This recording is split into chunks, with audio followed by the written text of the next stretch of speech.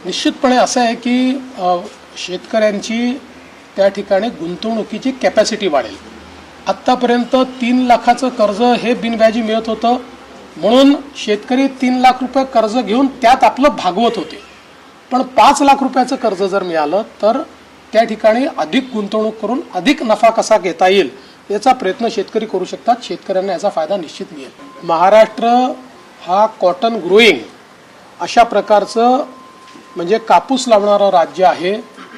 आपल्याकडे जवळपास 55 लाख हेक्टर जमिनीवर कापूस लावला जातो। या नवीन मिशनचा महाराष्ट्राला सर्वाधिक फायदा निश्चितपणे या ठिकाणी होणार आहे। आणि त्याचसोबत मी जसं मगाशी सांगितलं की तेलबियांच्या संदर्भातला जो निर्णय आहे याच्यामुळे शेतकऱ्यांची इन्कम वाढण्याकरता एक मोठा फायदा होईल। आत्तापर्यंत तेलबियांच्या संदर्भात केंद्र सरकार 25% मार्केट इंटरव्हेन्शन करायची, म्हणजे भाव स्थिर राहिले पाहिजे किंवा हमी भावावर ते गेलं पाहिजे म्हणून 25% खरेदी ही केंद्र सरकार करायची। आता केंद्राने 100% खरेदी सांगितलेली आहे, त्याचा शेतकऱ्यांना निश्चित फायदा होईल।